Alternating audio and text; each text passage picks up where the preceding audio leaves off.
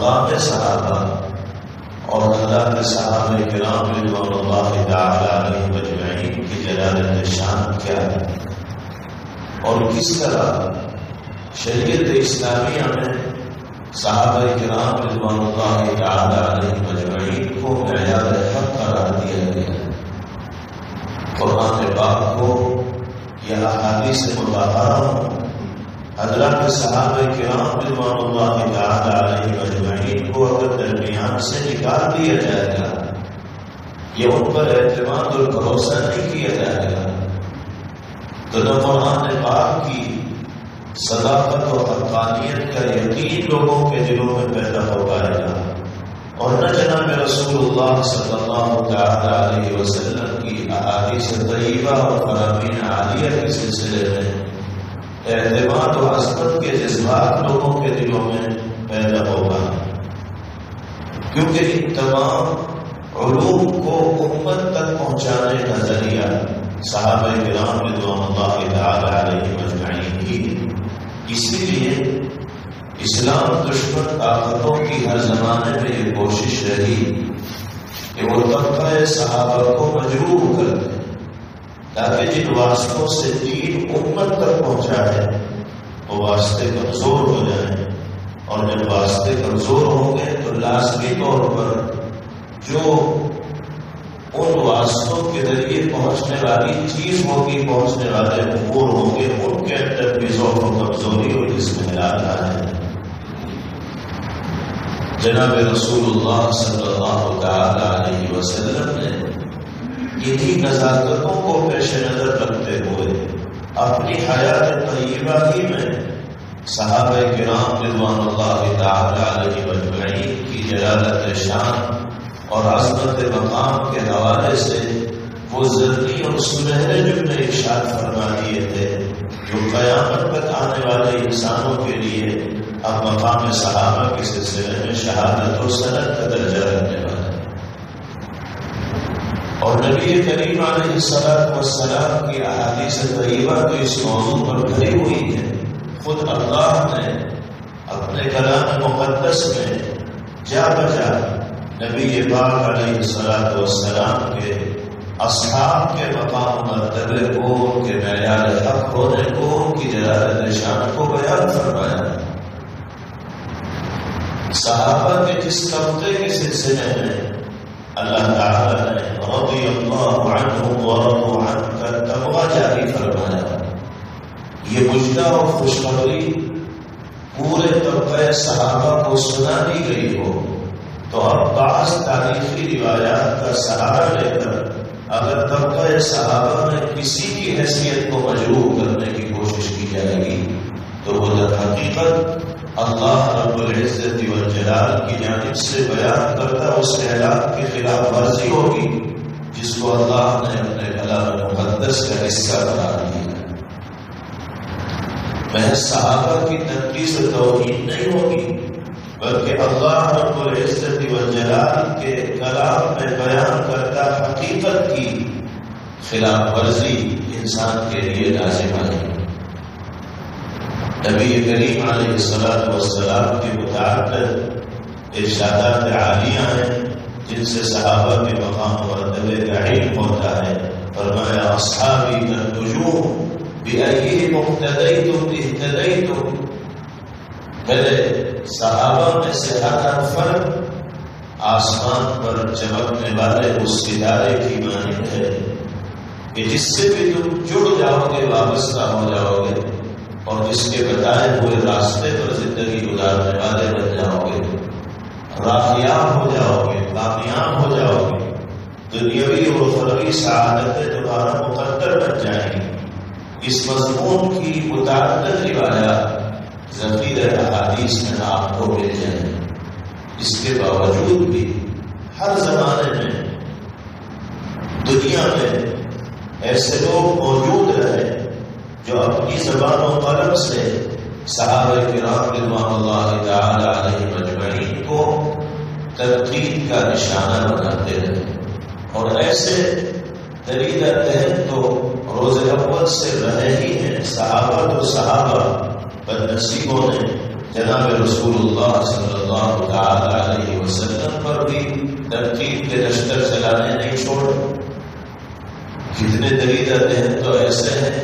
جو اللہ رب العزت والجلال کی شان میں بھی گستاخیاں کرتے ہیں.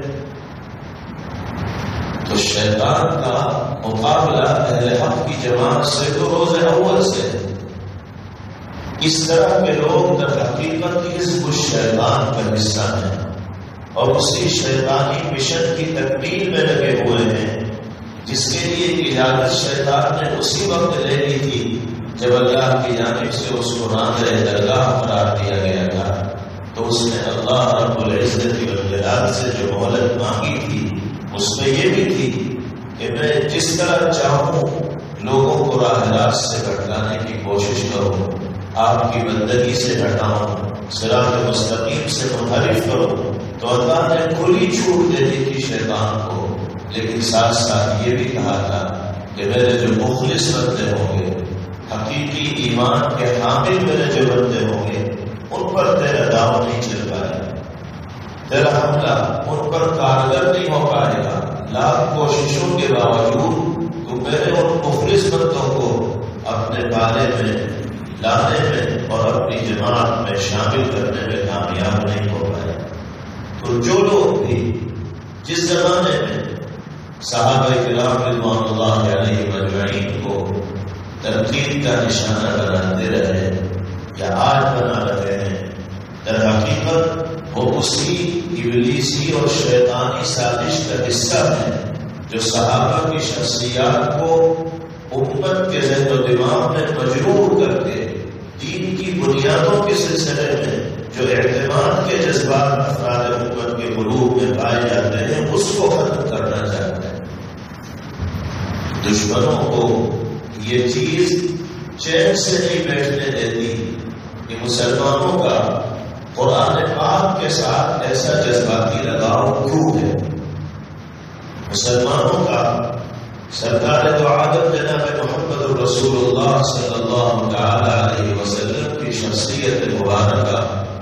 اور آپ کی زرعی اور سنہری تعلیمات و ہدایات کے ساتھ یہ جذباتی لگاؤ اور تعلق کیوں ہے. مسلمان آنکھ بند کر کے قرآن پاک پر اور نبی پاک علیہ الصلوۃ والسلام کی شخصیت پر اعتماد اور بھروسہ کیوں کرتے ہیں؟ یہ چیز ان کو سب سے زیادہ بے چین کرنے والی ہے. وہ اسی کوشش میں لگے رہتے ہیں کہ کسی طرح مسلمانوں کا رشتہ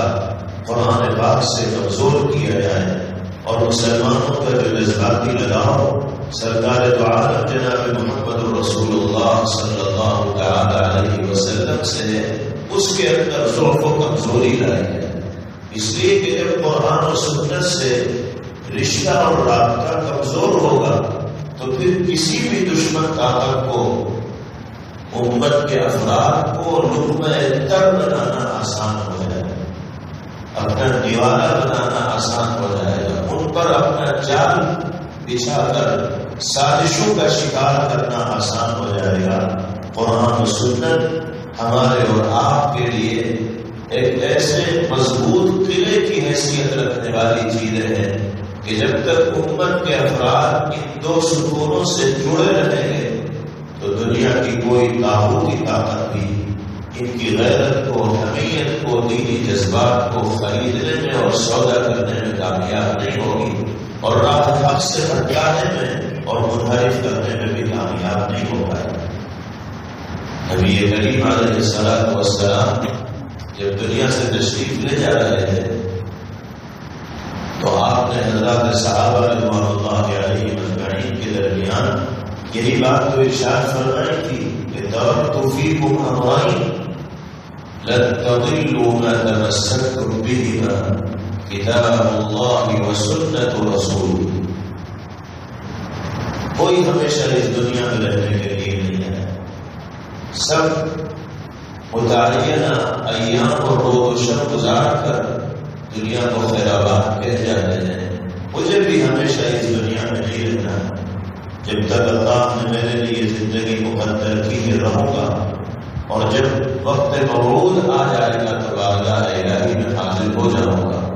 لیکن دو چیزیں تمہارے درمیان ایسی چھوڑ کر جا رہا ہوں کہ جب تک تم ان دو امور کو مضبوطی سے تھامے رہو گے لن تضلوا، ہرگز گمراہ نہیں ہو سکتے، شیطانی سازشوں کا شکار نہیں بن سکتے،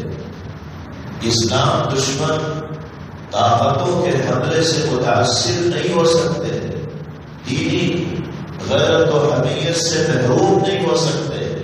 یہاں کی کامیابیاں بھی تمہارے قدم چومیں گی اور وہاں کی عزت و سرفرازی بھی تمہارا مقدر بنے گی۔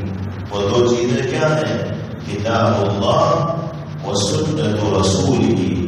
اللہ کی مقدس کتاب قرآن کریم اور سرکار دو عالم جناب محمد رسول اللہ صلی اللہ تعالی علیہ وسلم کا معمول بہا طریقہ، وہ طریقہ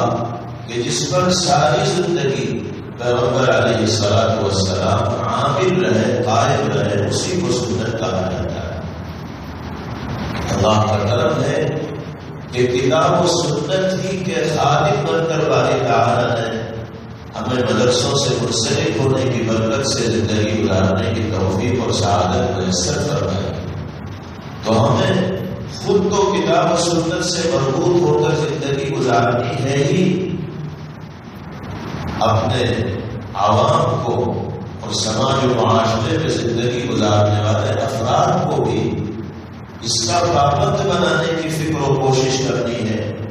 کہ وہ 100% اپنی زندگی کو کتاب و سنت سے مربوط کرنے والے بن جائیں،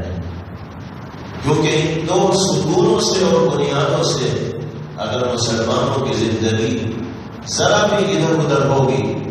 تو فوراً باطل طاقتوں کے حملے متاثر کرنے والے بن جائیں گے اور شیطانی سازشوں کا شکار بہت سے وہ لوگ بن جائیں گے جو کتاب و سنت سے غافل ہو کر زندگی گزار رہے ہیں۔ تو طبقہ صحابہ پر تنقید کا لشکر چلانے والوں کی کوشش یہی ہوتی ہے کہ صحابہ کی جماعت کو کمزور کیا جائے، تو قرآن و سنت پر اعتماد میں ضعف پیدا ہوگا، اور جہاں قرآن و سنت پر اعتماد میں ضعف پیدا ہوا وہاں شیطانی سازشوں کا اثر ہونا عام ہوتا چلا جائے۔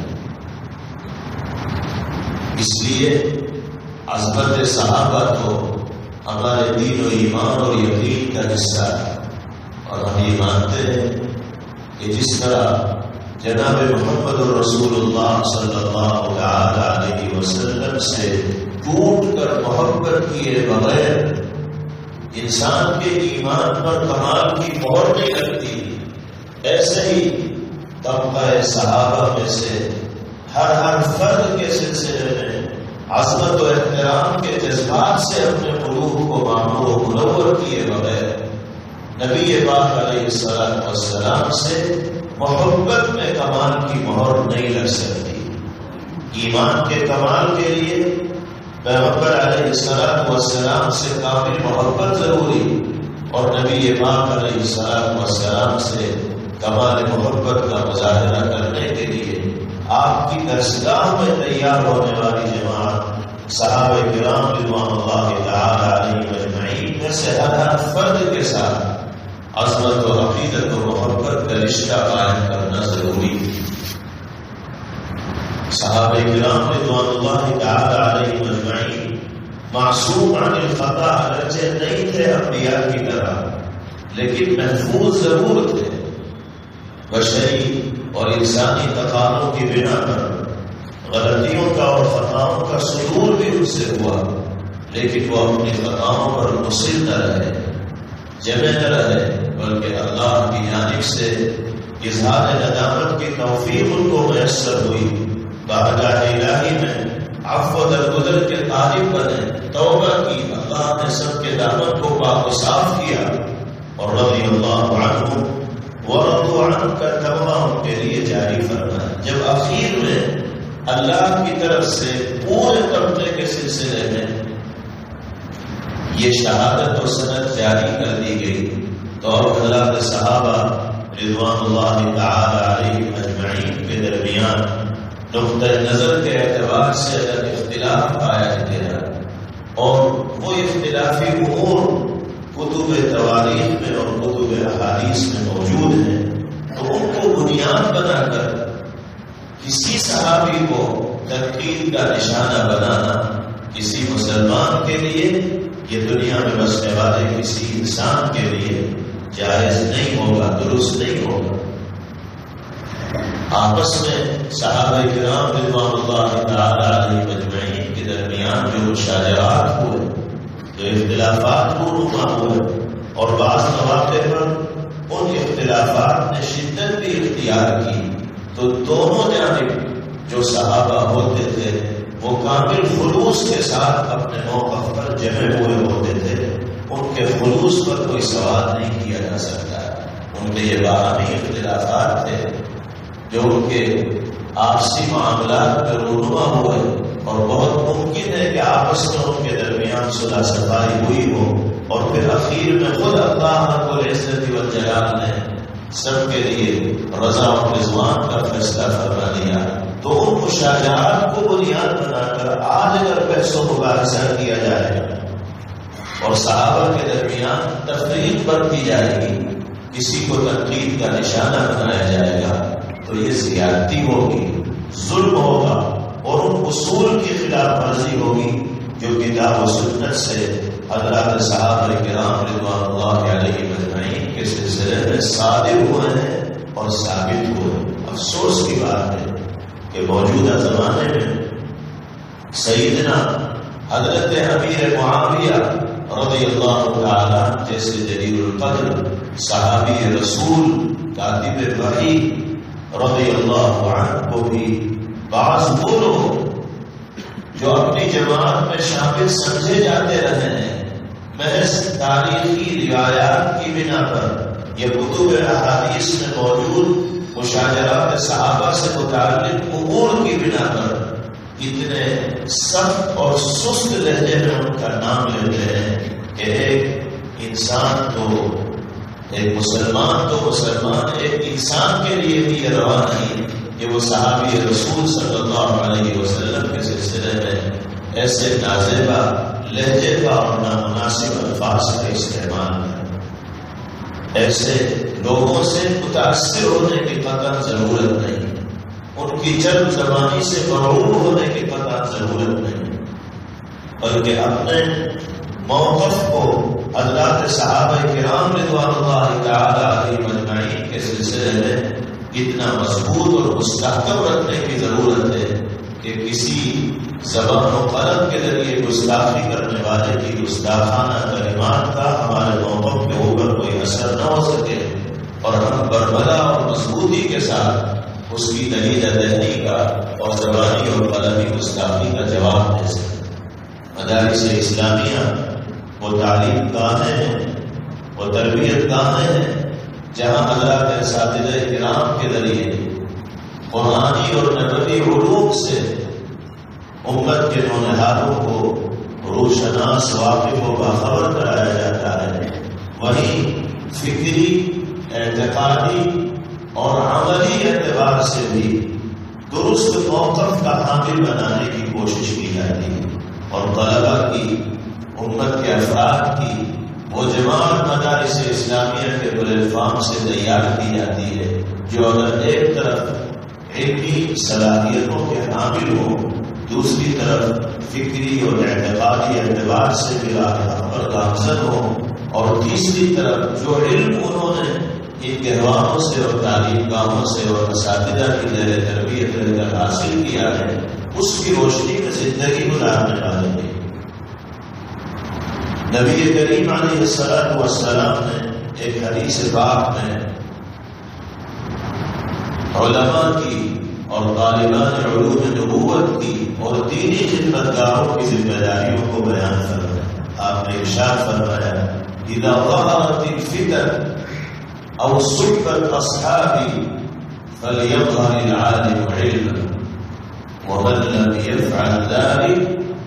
فعليه لعنة الله والملائكة والناس أجمعين لا يقبل الله منه عدلا ولا صرفا۔ حضور پاک علیہ الصلوۃ والسلام ارشاد فرمانا ہے کہ جب سماج و معاشرے میں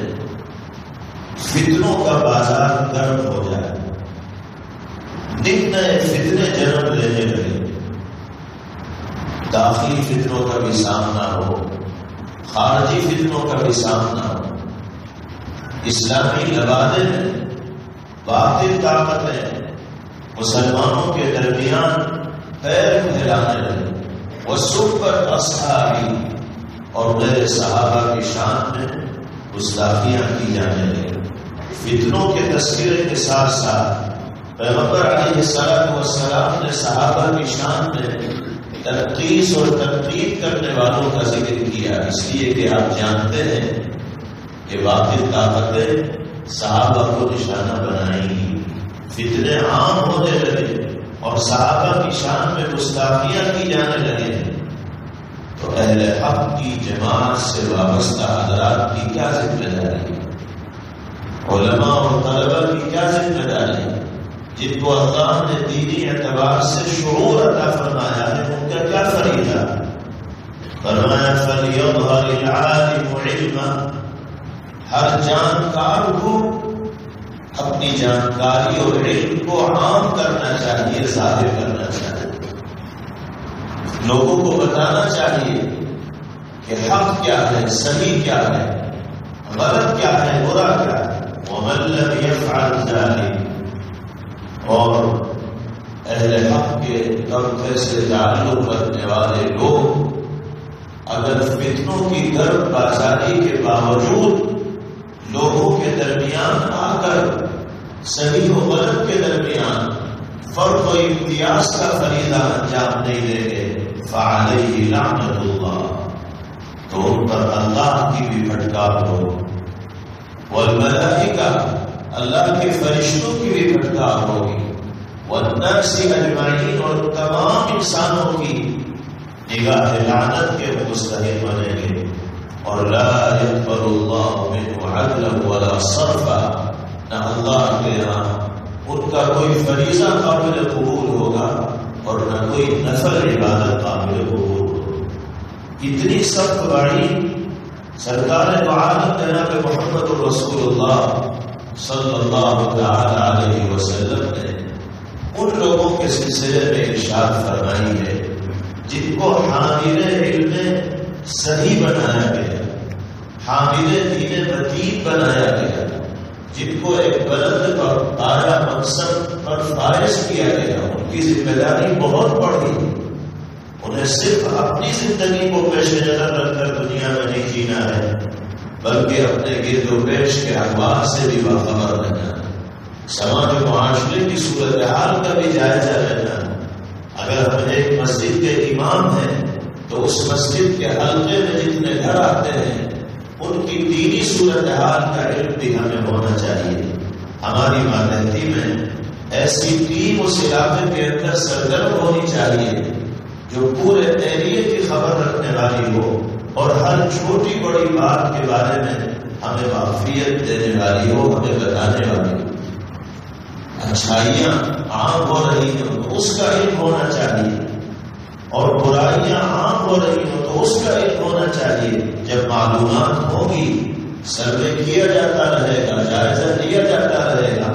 تو پھر ان برائیوں کے خاتمے کے لیے منصوبہ بند کوششیں بھی کی جائیں گی،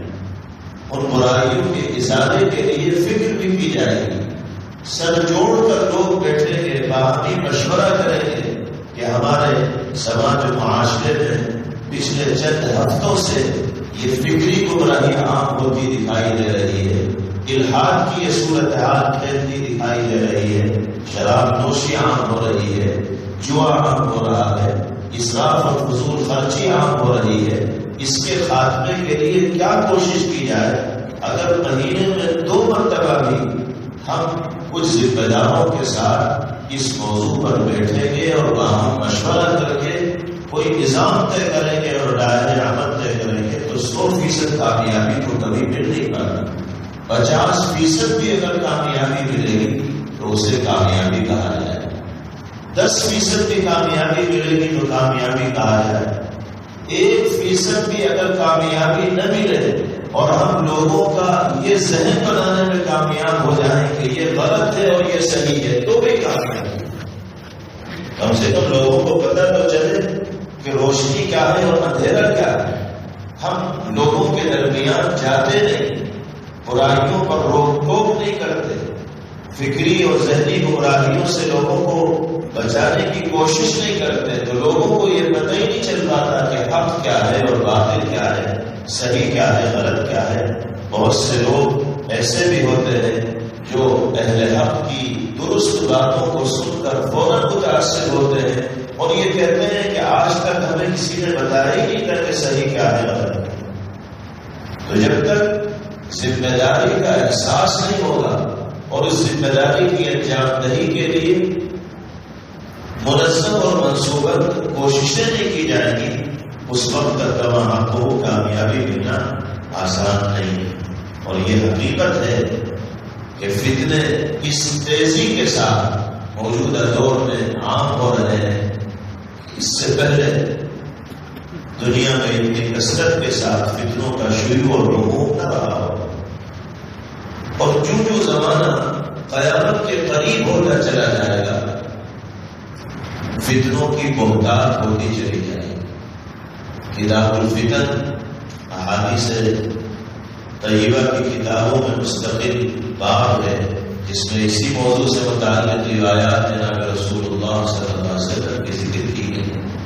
تو ہم تو فتنوں ہی کے دور میں زندگی گزار رہے ہیں. نبی کریم علیہ الصلوۃ والسلام نے فرمایا بادروا بالاعمال الصالحة فتنا كقطع الليل المظلم يصبح الرجل مؤمنا ويمسي كافرا ويمسي مؤمنا ويصبح كافرا. نیکیوں کو اور اعمال صالحہ کو انجام دینے میں ایک دوسرے سے آگے بڑھنے کی فکر و کوشش کرو. ان معاملات میں مبادرت اور مسابقت کا جذبہ اپنی زندگی کے اندر داخل کرو. کیوں؟ اس لیے کہ ایسے ایسے فتنے سامنے ہیں جو اندھیری رات کے تاریک ٹکڑوں کی طرح ہیں جس میں انسان کو کچھ سجھائی نہیں دیتا، دکھائی نہیں دیتا. ایسے ہماگیر فتنے ہیں اور ایسے خطرناک فتنے ہیں کہ جن کا شکار ہو کر انسان کو یہ پتہ نہیں چل پائے گا کہ کب اس کی غیرت ایمانی غلام ہو گئی اور کب اس کی گردن سے توق ایمانی نکل گیا اور کفر کا قلادہ اس کی گردن کے اندر ڈال دیا گیا، پتہ بھی نہیں چل پائے گا. یصبح الرجل مؤمنا ویمسی کافرا. صبح کے وقت ایک شخص مسلمان ہوگا اور شام ہوتے ہوتے وہ کافر ہو چکا ہوگا. شام کے وقت ایک شخص مسلمان ہوگا اور صبح ہوتے ہوتے ایمان سے وہ محروم ہو چکا ہوگا. آج اس طرح کے فتنے دنیا کے اندر عام ہیں. خاص طور سے الحاد کا جو فتنہ ہے، اس کا مطلب یہ ہے کہ دین کے وہ امور جو ثابت شدہ ہے قرآن و سنت سے ان کا انکار کرنا، کسی کو الحاد کہا جاتا ہے. وہ امور شریعت جو ثابت من القرآن و سنت ہے ان کا انکار الحاد ہے. اور جو شخص الحاد کا شکار ہوتا ہے وہ اعتقادی اعتبار سے ضلالت و گمراہی کے اندر مبتلا ہوتا ہے، اور اعتقادی گمراہی انسان کو کفر کے دلدل میں لے جانے والی ہے. موجودہ دور میں اسلام دشمن طاقتوں کی جانب سے خاص طور پر سوشل میڈیا کے پلیٹ فارم کے ذریعے فتنے الحاد کو عام کیا جا رہا ہے، اور منظم طریقے سے یہ کوشش کی جا رہی ہے کہ مسلمانوں کے ذہن و دماغ میں قرآنی اور نبوی اصول کے سلسلے میں تذبذب اور تشویش کی صورتحال پیدا کر دی جائے. آپ ذرا اندازہ لگائیے کہ کیا کوئی مسلمان قرآن کریم کی صداقت و حقانیت کے سلسلے میں غلط فہمی کا شکار ہو سکتا ہے؟ ہر مسلمان قرآن کو اللہ کی سچی کتاب مانتا ہے، یہ اس کے ایمان کا حصہ ہے. لیکن دشمن اس حوالے سے بھی کوشش میں لگا ہوا ہے کہ مسلمان کا ذہن یہ بتا دے کہ قرآن اللہ کی کتاب نہیں ہے۔ مختلف عقلی دلائل کے ذریعے، فلسفیانہ دلائل کے ذریعے، تاریخی روایات کے ذریعے، من گھڑت اور موضوع اقوال کے ذریعے باطل یہ ثابت کرنے کی کوشش کرتا ہے کہ قرآن اللہ کا کلام نہیں۔ آپ کو تعجب ہوگا کہ عربی زبان میں ملحدین کا پروگرام سوشل میڈیا پر وائرل ہوتا ہے، اور اس پروگرام کی مختلف سیریز ہیں۔ ایک گھنٹے کا ایک پروگرام ہوتا ہے جس میں قرآنی اور نبوی اصول ہی کو موضوع بحث بنایا جاتا ہے، اور پورے گھنٹے اس پلیٹ فارم سے گفتگو کرنے والا شخص یہی ثابت کرنے کی کوشش کرتا ہے کہ جو بات اہل ایمان کو بتائی جا رہی ہے وہ واقع کے خلاف ہے۔ ایک پروگرام کی طرف سے نشر ہوا جس کا عنوان تھا هل القرآن کلام اللہ، یہی اس کا موضوع تھا کہ کیا قرآن واقعات اللہ کا کلام ہے؟ یہ سوال انہوں نے قائم کیا، اور پھر پورے گھنٹے گفتگو کی گئی اسی موضوع پر کہ ان دلائل کی بنا پر قرآن کریم کو کلام خدا نہیں مانا جا سکتا۔ اب آپ بتائیے کہ جو مسلمان دینی اور ایمانی اعتبار سے پختگی اور مضبوطی رکھنے والے نہیں ہوں گے، اہل علم کے رابطے میں نہیں ہوں گے، صحیح اور غلط کی تمیز ان کو نہیں ہوگی، وہ صرف اسی پروگرام کو سنیں گے، تو وہ ذہنی اعتبار سے قرآن کی صداقت کے سلسلے میں تشویش کا شکار ہوں گے یا نہیں ہوں گے؟ دشمن کتنی کوششیں کر رہا ہے اور کتنی بیداری کے ساتھ ہمیں اور ہمارے سماج کو راہ راست سے ہٹانے کی فکر و کوشش کر رہا ہے، ہم اس کا تصور نہیں کر سکتے، اندازہ نہیں لگا سکتے۔ ہمیں ایمان پر ڈاکہ ڈالنے والے ان دشمنوں کا مقابلہ کرنے کے لیے ان سے زیادہ متحرک اور سرگرم ہو کر میدان میں آنا ہوگا۔ مختلف باطل فرقوں کا اور فتنوں کا آپ کے سامنے تذکرہ ہوتا رہتا ہے۔ فتنہ قادیانیت ہے، اور موجودہ زمانے میں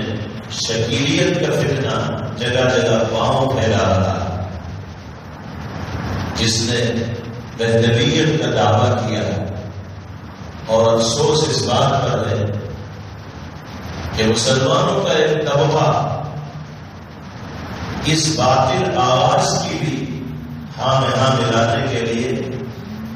اور شکیلی کا ہمنوا بن کر زندگی گزارنے کے لیے تیار ہے۔ حالانکہ نبی کریم علیہ السلام نے حضرت مہدی کے سلسلے میں جن علامات کا اور نشانیوں کا تذکرہ فرمایا ہے وہ کہیں سے کہیں تک شکیل بن حنیف میں نہیں پائی جاتی، لیکن لوگ ہیں کہ سمجھنے کو تیار نہیں۔ جب شیطان کا تسلط و قابو کسی انسان پر ہو جاتا ہے تو پھر وہ اپنی مرضی اور منشا کے مطابق اس کو استعمال کرتا ہے۔ بالکل لچر اور بے بنیاد تعمیلات کے ذریعے وہ اپنے آپ کو مہدی ثابت کرنے کی کوشش کرتا ہے، اور اس کی جماعت کے افراد بڑھتے چلے جا رہے ہیں، دین سے برگشتہ ہو رہے ہیں، ایمان کی راہوں سے منحرف ہو رہے ہیں۔ ہمیں سب کو راہ حق پر لانے کی کوشش کرنا،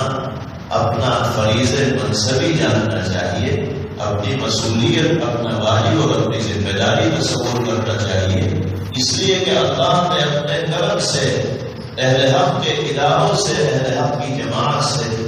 اور مرکز اہل حق سے ہمیں وابستہ کیا ہے، جوڑا ہے، تو ہماری ذمہ داری سماج و معاشرے کے افراد کو بھی راہ حق پر گامزن رکھنے کی ہے، اور ہر طرح کے باطل و افکار و خیالات سے لوگوں کو پاک کرنے کی۔ نبی کریم علیہ السلام نے حدیث پاک میں ارشاد فرمایا، اثنتان یکرہہما ابن آدم، دو چیزیں ایسی ہیں کہ جن کو انسان ناپسند تصور کرتا ہے کوئی اس کو اچھا نہیں سمجھتا۔ نمبر 1 یکرہ الموت، موت کو ہر شخص ناپسند سمجھتا ہے، مسلمان ہو یا غیر مسلم، مالدار ہو یا تندرست، امیر ہو یا فقیر، دنیا سے کوئی جانا نہیں چاہتا اور زیادہ سے زیادہ دن دنیا میں عافیت کے ساتھ گزارنا چاہتا ہے، اور اس خواہش و تمنا میں شرعی اعتبار سے کوئی قباحت بھی نہیں، اس لیے کہ زندگی اللہ کی نعمت ہے، دنیا بھی اللہ کے انعام کا شاہکار ہے۔ اگر انسان دنیا میں زیادہ رہنا چاہ رہا ہے تو اللہ کی نعمت سے مزید مستفید ہونے کی خواہش اس کے دل میں ہے۔ خود نبی کریم علیہ السلام نے فرمایا خیرکم من طال عمرہ وحسن عملہ، تم میں سب سے بہترین انسان وہ ہے کہ جس کی عمر دراز ہو اور اس کے اعمال اچھے ہوں۔ تو اس خواہش کو دل میں رکھنے میں کوئی عیب نہیں ہے کہ ہم زیادہ سے زیادہ دن عافیت کے ساتھ دنیا میں رہ سکیں۔ آپ نے یہی بات ارشاد فرمائی کہ انسان موت کو ناپسند کرتا ہے، لیکن اس کے بعد جو جملہ پیغمبر علیہ السلام ارشاد فرما رہے ہیں در حقیقت وہی سبق آموز ہے، اور اسی جملے کے لیے تمہید کے طور پر یہ ابتدائی 2 جملے نبی کریم علیہ السلام نے ارشاد فرمایا۔ اصلاً آپ وہی جملہ بیان فرماتے ہیں، بیان فرمانا چاہتے ہیں جو اس کے بعد آ رہا ہے۔ جب یہ بات ثابت ہو گئی کہ ہر انسان موت کو ناپسند کرتا ہے، کوئی موت کو گلے لگانا نہیں چاہتا، تو پھر آپ نے فرمایا وَالْمَوْتُ خَيْرٌ لِلْمُؤْمِنِ مِنَ الْفِتْنَةِ، موت کو کوئی گلے لگانا نہیں چاہتا، موت سے کوئی دوستی کرنا نہیں چاہتا، موت کے قریب کوئی جانا نہیں چاہتا، لیکن یاد رکھو ایک ایمان والے کے لیے کسی فتنے میں مبتلا ہونے سے بہتر یہ ہے کہ وہ موت کے منہ میں چلے جائے۔ اگر زندگی فتنوں میں گھر کر گزر رہی ہے، فتنوں کا ہاتھ پیر رکھ کر انسان زندگی گزار رہا ہے، تو اس انسان کے لیے زندگی سے موت بہتر ہے۔ اس کا مطلب یہ بھی نہیں ہے کہ آدمی فتنے کا شکار ہو تو خودکشی کر لے، خودکشی تو حرام ہے، ممنوع ہے، اپنے آپ کو ہلاکت میں ڈالنے کی اجازت اللہ نے کسی کو نہیں دی، لیکن سمجھا رہے ہیں پیغمبر علیہ السلام کہ اس زندگی سے موت بہتر ہے جس زندگی میں انسان فتنوں کا ساتھی بن گیا۔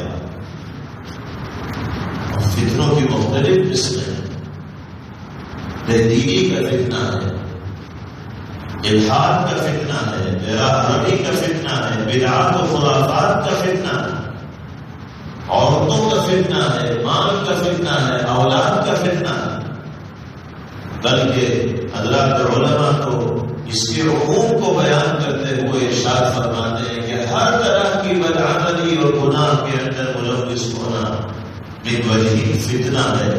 کوئی نماز سے غافل ہو کر زندگی گزار رہا ہے، وہ بھی فتنے کا شکار ہے، کوئی بے ایمانی اور خیانت کے ساتھ زندگی گزار رہا ہے، وہ بھی فتنے میں مبتلا ہے،